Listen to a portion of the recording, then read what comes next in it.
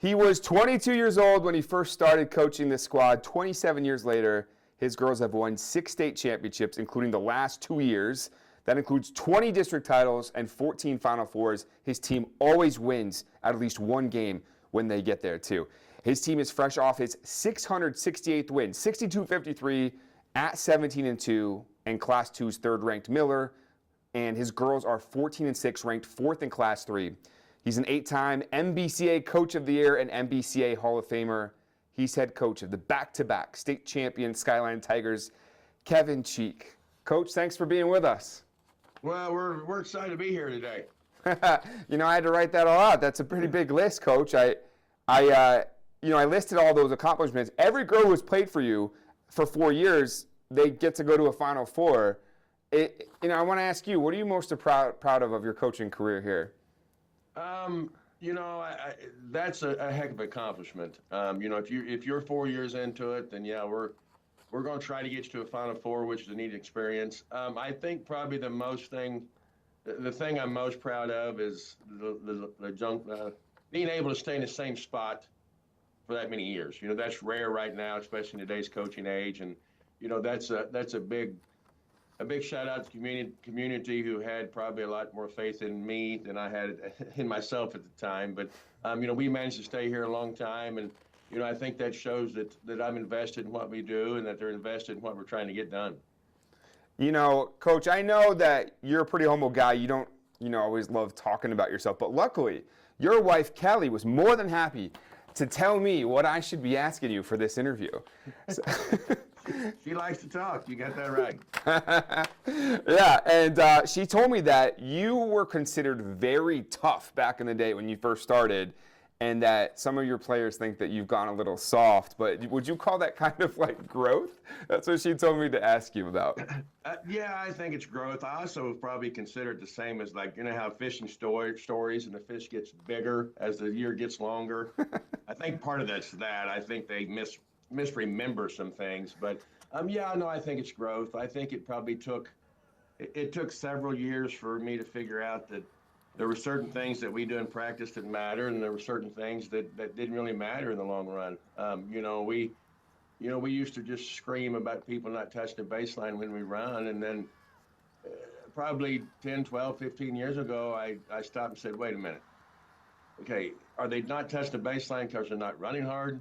Or they not touch the baseline because they're trying to get turned and make the time that we set? So I think there were certain things that we had to reevaluate and figure out, the things that really mattered and the things that didn't. And, probably as we got older, we start to figure out that, in the game of basketball, there's about 6 or 7 things that are concrete and that have to be done the same every time. And then the rest of it, you kind of got to figure out what that group needs to get done and how they respond to different things. Kelly told me that an assistant on your squad will tell a story about how after a loss to Marionville that they went out to eat and you turned your shirt inside out. And then the team had to earn the right to wear the Skyline gear after that. What was the story behind that? We had graduated a really good group of kids, and so we were kind of like this year. I won't say started over, but we had 5 or 6 kids in different roles and that they'd never been in their entire life before. So we went to Marionville, and I know both those assistants on the team, both of my assistants right now were on the same team. And we didn't play very well. And at the time, we still practiced in the morning, so I knew we were going to be late getting home. And we hardly ever stopped and ate because we had morning practices. So we stopped and ate. And I had a Skyline pullover with me, and I turned it inside out. And we're standing in line, and one of the girls was finally brave enough to say, "Hey, Coach, you're Coach inside out." And I said, "I know. I didn't want anybody to know I was from Skyline after that game." So, they did. We kind of lost our practice gear for 2 or 3 weeks, but that was one of those things probably way back younger that didn't really matter, but at the time it felt really important. So we stopped and ate, and I sat there with my Skyline pullover inside out, and we practiced the next morning at 6 a.m. And, we learned a lot about being mentally tough and just going through the same battle. Now, the same group, ironically, came home and practiced after a game one time too. So, but they won that game, but we did come home and practice. So, that group they were talking about, that was Kirsty's and Deidre's sophomore and freshman year, and we were still trying to figure things out. But probably what they won't tell you is they turned around and won the state championship the next game. And I'm going to say it's because we stopped at Burger King and didn't have any Skyline practice gear the next day. Yeah. Where, I'm sure you get this question all the time. I got to ask though. I mean, where, with all these these crazy successful teams, who was the most talented? I mean, when you look back on that. Yeah. That's hard. Only because the first group, if they're listening, they're going to battle and say it was them. But I think all of them played similar with the right mindset and a focus on this part of their game or that part of the game. The first group was extremely talented. I always told Roy Mackey he was the most important person on the team. He was the bus driver. I said as long as he got us there, we had a pretty good chance. But it would, if you lined all those group up and played them in their prime, I don't know who wins. They were just so many teams that played different. Katie DeMitz's group, the 16, 17, 18 group, they were really talented.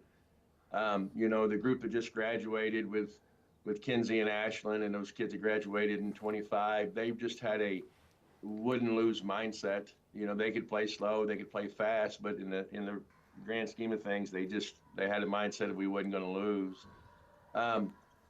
So it'd be really tough. Me and Russell Beck, he's the guy that did our 5th and 6th grade, 3rd and 4th grade forever. We used to sit down and try to come up with an all-time starting 5 since I've been here, and you could come up with 5 players. But then if you just sat down and thought about it, you found 5 more players that could probably really challenge those. So, the thing that we've been blessed with here, or I've been blessed with, is one, the consistency. They run the same type of thing since they're probably in the 4th grade. The other thing that we've been blessed with is, we're an hour from anywhere. We're an hour from. So if you want to come back up and shoot because the gym's open, you do that because it's something to do.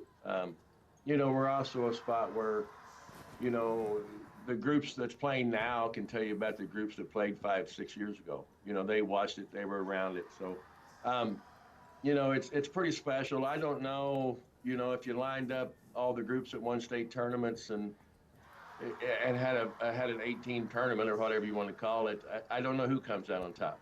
I think each group is pretty special in their own right, and they did so many different things well.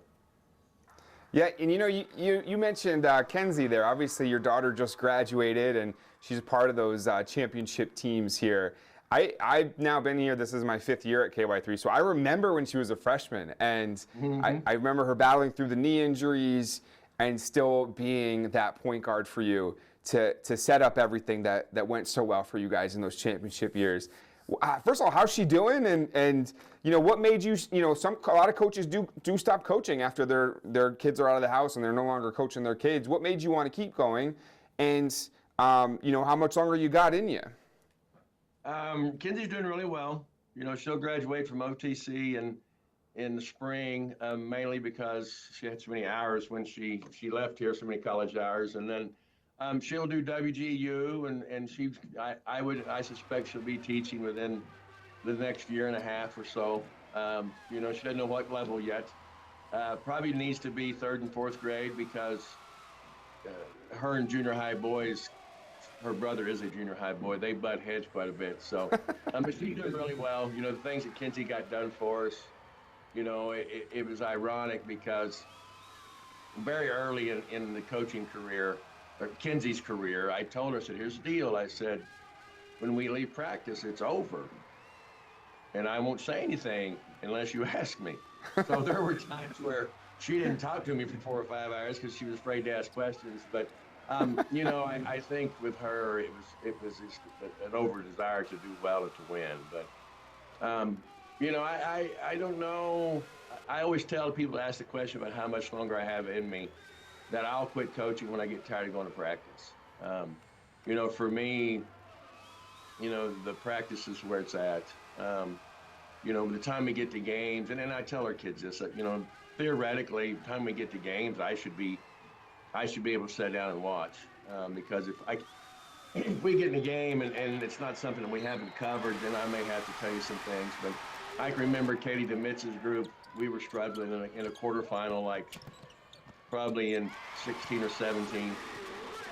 And anyhow, we were in actually a sectional game, and we were struggling. And I called timeout, and they come over there, and they all had that look in their eye. And I said, "Here's the deal, kids." I said, "I've coached you since you were in 7th grade. I don't have anything left to tell you.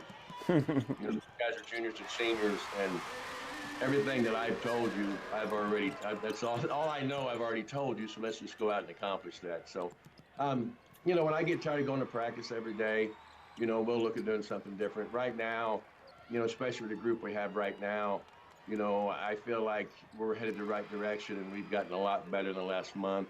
And that's because we still enjoy practice. So someday there'll be a day where I don't want to go to practice anymore, and then that's probably when I'll stop.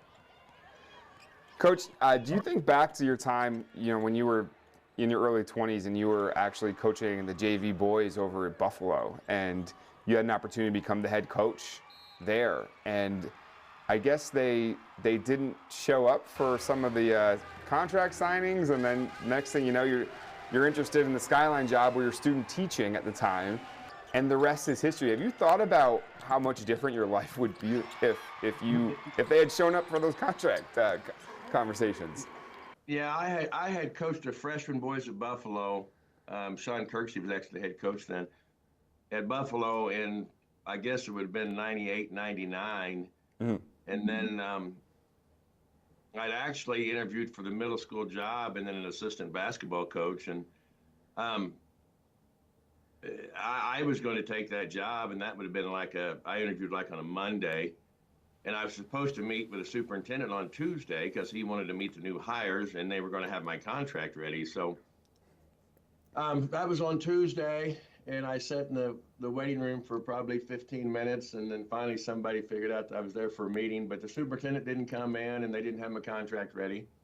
So I come on back to Skyline student taught, and Mike Risa was the athletic director at the time, and I learned a whole bunch of things from Mike because we coached together the first year. But he was the athletic director, and they were struggling to find a girls basketball coach, and I said, he wanted if I wanted to interview, and I said, sure, I'll interview for it. So anyhow, I interviewed for it, and that was on a Wednesday, and they called me that night when I got home and wanted to know if I would accept the job. So I asked them if they could give me till morning, and I called my junior high basketball coach, Bill Archery, and he actually showed up and watched us play Diamond the other night. But I called him and kind of talked about coaching girls basketball and maybe some differences, and if he thought I could succeed in that game. And we talked it out, and I accepted the job the next morning, and we've been here ever since. So yeah, we may have been people not getting their wires crossed or when I was supposed to show up, or having a contract ready and being a whole different scenario. Yeah, and your original dream, right, was to eventually become a college basketball coach, right? What made you want to stay with the high school level? Probably, I took my first year, in May of that first year, I got married to Kelly, and I coached my sister-in-law the first year, which was Lane Tao. And then Jill, my other sister-in-law, Jill Weedle, was a freshman the next year. So we spent, I really feel like I should probably stick around and coach her. So we spent 4 years coaching Jill. And, I think it amounted to, I had a hard time leaving the next group. Jill's group was successful.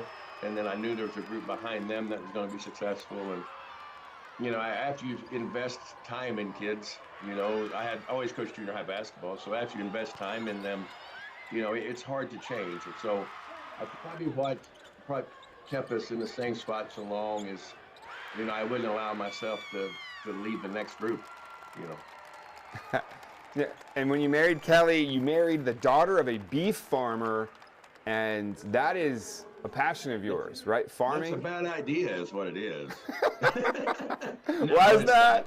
It's not a bad idea. We get pretty busy. I just got off the phone a while ago with my youngest son and told him that we got home with my oldest son, Court.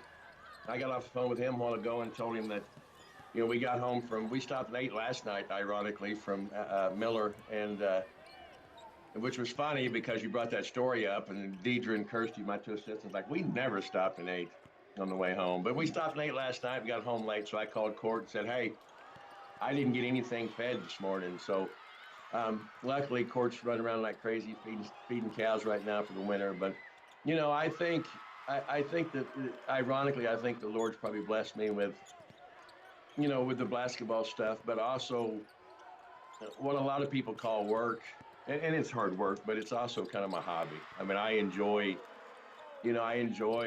messing with cows, and we kind of it's something where you can do it, and I say you don't have to think, but you get to think about something else, and so that was always a release there. Like, we have a tough week. Well, there was always something to do on the farm, so you could go do that and kind of, I don't know, say clear your mind, but at least look at things in a different perspective. So, we stay pretty busy, and I think that's probably what keeps our energy level high.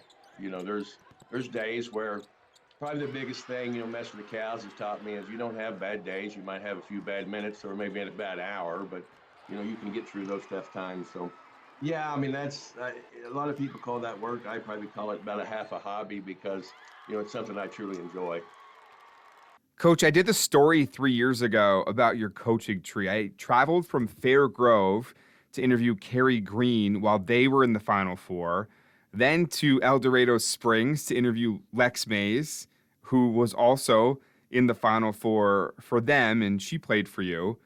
What does it all mean to you that you have so many coaches from the Skyline tree that aren't just coaching high school sports, but they are coaching at championship levels? Yeah, I don't know. I mean, I know Lex has recently moved on. She's had another baby, so yeah, I don't know how many people coach. I know that both of my assistants helped me. They both played for me. Macy Perrick actually does our fifth and sixth grade now, so there's three. Lex has coached. Um, uh, I would like to know how many of those moms coach from the stands. you know, it's kind of funny because we'll go to the pink and white and we'll have ex players show up, and we'll call, like, we'll be pressing somebody and you can hear random girls from the stands like rotate, because we're not doing things correctly. So I don't know. I think, like in Kenzie's case, I don't know that she will probably coach. Um, she understands the game of basketball, but I just don't know if, like, the coaching routes in them. I think for us, I think it's about basketball, but it's more about, can you get through hard things in life. And I would like to think that the majority of our players that make it 4 years and do this for 4 years, they can be highly successful in their life because they know how to go through certain things. So that's the relationships that you build coaching are pretty special. And I we have ex players show up all the time, and sometimes they'll text me later and say, hey, I watched you play so and so, and like, well, why didn't you come down? Well, I didn't want to bother you, but they're watching, and I think that's also what makes you successful is, there's a pride thing there with the next group, because they either want to be better than the group in front of them or at least as good as the group in front of them. You know, yeah, well, the group we're coaching right now, eh, we started different lineups of the year due to injuries and such, but like right now we start a senior, a junior, and through two sophomores and a freshman, and the first two kids off the bench are sophomores. So I felt like, all the way through the pink and white, maybe even a game or two after, I felt like we were playing like we were trying to hang on to something. And so we sat down in the locker room and kind of changed our motto, so to speak. But we sat down and talked about that we hadn't, like, the group in the locker room at that point, they hadn't won a district championship. They hadn't won a conference championship. They hadn't been in the Final Four, and And so we finally sat down and told him, quit playing like you're trying to hang on to something, like you have something to lose. Start playing like you have something to prove. So, I think that goes with, there's an added pressure there wanting to be better than the group in front of you. I think that's probably also builds with the tradition and the string of quality basketball teams we put on the floor. Coach, girls come from Urbana, Cross Timbers, Tunis, and Preston, and they know growing up that they could be a part of a championship special team and program. What do you teach them early, and what has it been like, coaching your daughter? You coached Ashlyn Garrett last year. You have a team that knows that they're stepping into big shoes with some seniors that were lost from a year ago. Well, I think part of that is like last year, in practice last year, Sage Red's playing really well for us right now as a point guard. And, every day in practice, Ashton Garrett's guarding her, so, she's, you couldn't ask for a better upbringing, so to speak, or a better practice competition to get kids ready to play the next step. I think that builds, right now, our practice competition is pretty good. So, I think part of it has to do with the fact that, Sage can look at, Ashlyn, or even look at her sister Sadie, who graduated last year, and say, okay, I at least want to do these things. And, when you practice against certain kids every day, you have no chance, but, you don't have any other option other than to get better. That group of seniors that graduated, they were pretty competitive. And so it just pushed our younger kids to get better every day. So, yeah, that group of seniors are gone, but, some of the things that they instilled in the group behind them are still there. And we'll look for our seniors and juniors in 2 years to instill the same qualities in the kids behind them. So, I think once you're consistent and each group knows what's coming and what's to expect. I think a lot of programs can build themselves if, fortunately you have time to get it done. One of the stories that I heard was how one former player of yours credits you for getting a job promotion because she always used to show up early for work and for meetings at her job. And she says that she learned that being coached by you in your program. You talked about the real world stuff there. What does that mean to you? Well, you see kids who graduate with accolades involving basketball, all conference, all state, and maybe they won this many games. But you hear stories about, kind of like that story about a kid who contributes to, getting it done because they went through hard things in life, went through hard days in practice. So, there were a lot of mornings where, or well, a lot of evenings where the last thing I tell them is don't be late to school tomorrow. We got home last night probably at 11:40 after we stopped at 8, and I said, hey, you don't get sleep in tomorrow. You still got to get up and go to school. So, you hear stories like that. It's encouraging. Coach Brown's daughter graduated several years ago, and she told me a story that for 3 or 4 years after high school, she would wake up in October at about 3 a.m. and think she was late to practice. So you build relationships with kids, and then it's funny how when you hear stories like that, I think as coaches we sometimes forget how much it really means to kids just to be a part of something. I Carly Fry, she teaches at Ozark, and she told me one time that probably the biggest thing she learned was how to get through the hard days.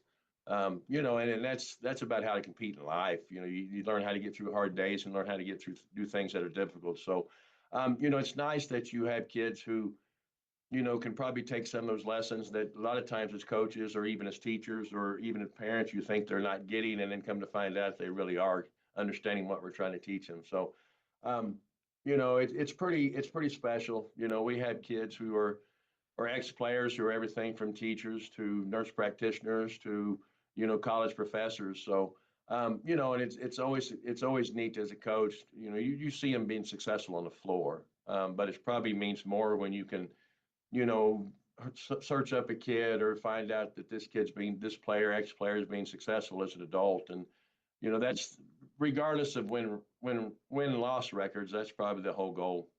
Another connection, coach. You played high school basketball and graduated with Stratford head coach Dustin Larson. You both have amazing daughters who play basketball. That's got to feel kind of surreal, huh? Yeah, no, it is.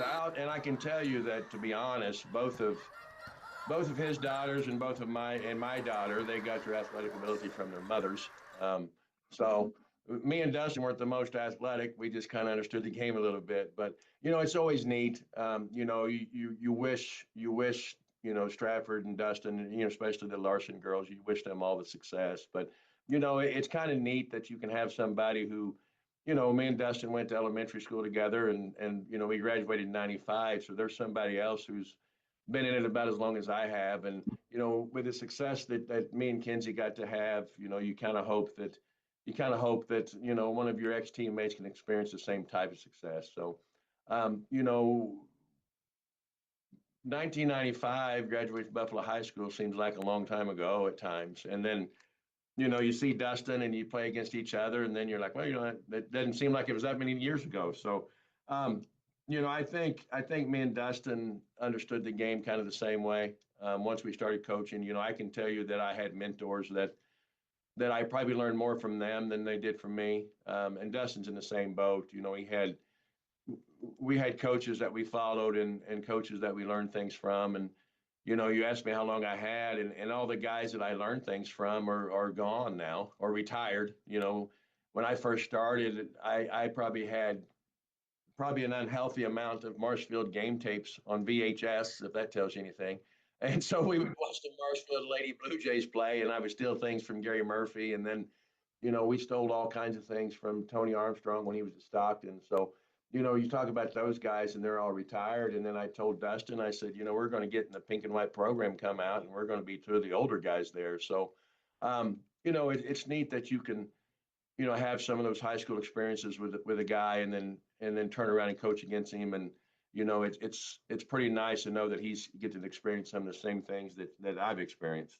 So one of your assistants said that when she played, you would she was someone whose shoulder would go out of place very easily, and you were able to put it back every time for her. And then she goes to college, Columbia College, and she needed you to drive up to Osage Beach one time to put it back in place because their own trainers couldn't do it. What a crazy story that is.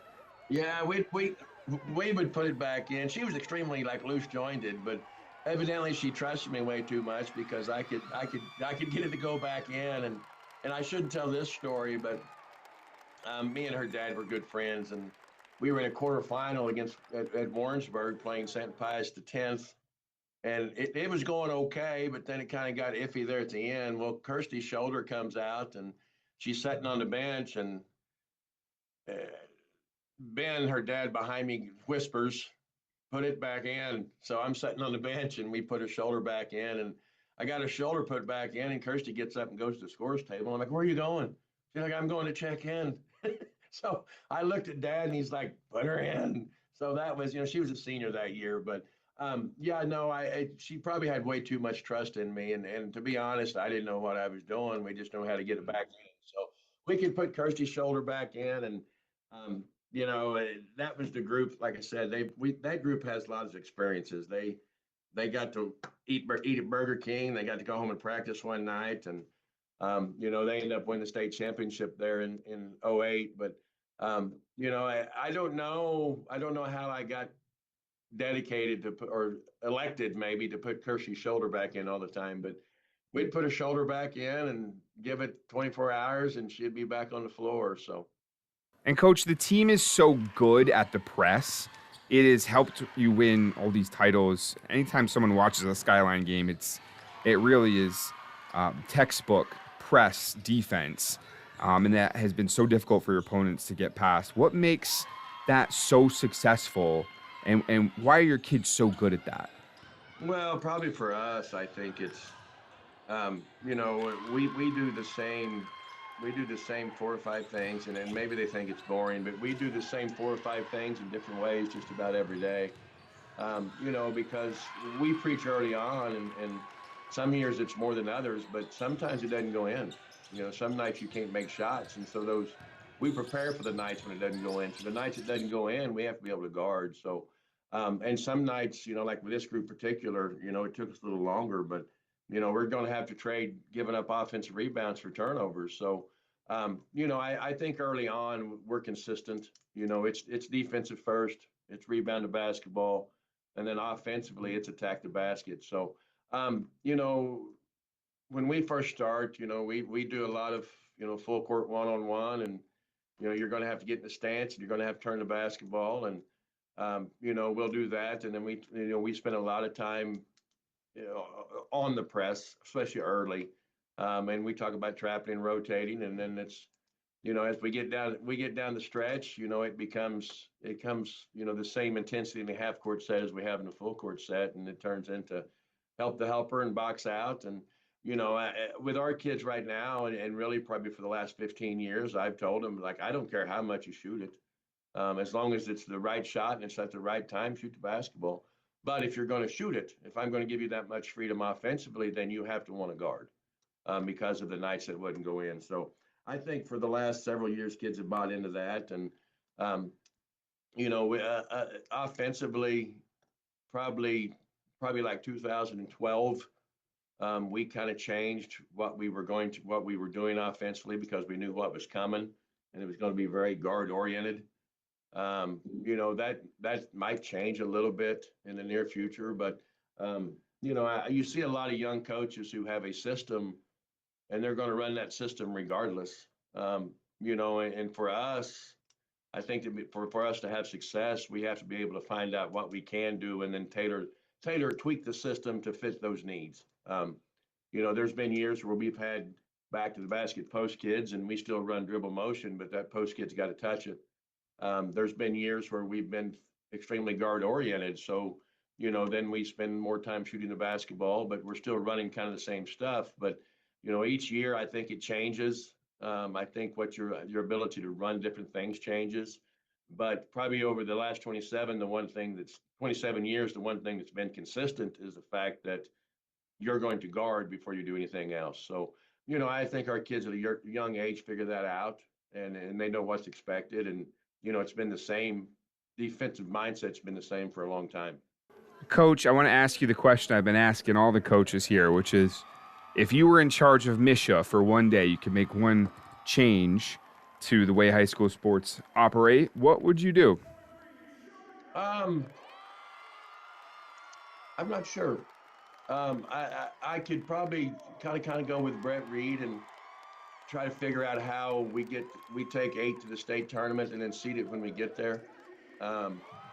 But you still have, for examples, you still had the example of Hartville, Eugene playing each other in the district championship game or the sectional game. This year you have the example of, that Class 4 district with Stratford and Rogersville in it. That's unbelievable. And so you may end up with what could be the Class 2 best teams in Class 2 or 4, 2 best teams in Class 4 playing each other in district championship games. So you wish there was a way to tweak it, but as soon as it's kind of like the football playoff system, as soon as you tweak it, somebody's going to come up with something better, a different idea. So, overall, I think it's, the shot clock's probably coming. Whether I would change that now or not, I don't know. But I think it's probably coming. So I think that's a rule that eventually we're all going to have to adjust to and figure out what works for us. So, if you could figure out how to do something different with the state championship bracket, I think that's probably where I would lean. I think it's probably somebody a lot smarter than me would have to figure out what would be best. But, it's unfortunate that sometimes in a lot of years you see a sectional game or a district championship game that could possibly be your state championship game. Coach, thank you again. There's a reason that Skyline is second on the list of state titles after Incarnate Word. The last two, obviously, coming the last 2 years. Congratulations on all the success, Coach, and good luck the rest of the season. Can't wait to see what Skyline's got in store for us. I will tell you this, Kirsty Wilkerson Schultz, she's the assistant coach, and she started helping us last year, and we made it through about the first 6 drills, and she looked at me and said, "It's exactly the same." I said, "I know it's exactly the same for a reason, Kirsty." So, so thanks for having us, and I appreciate it. If you want to do it again, I'm open.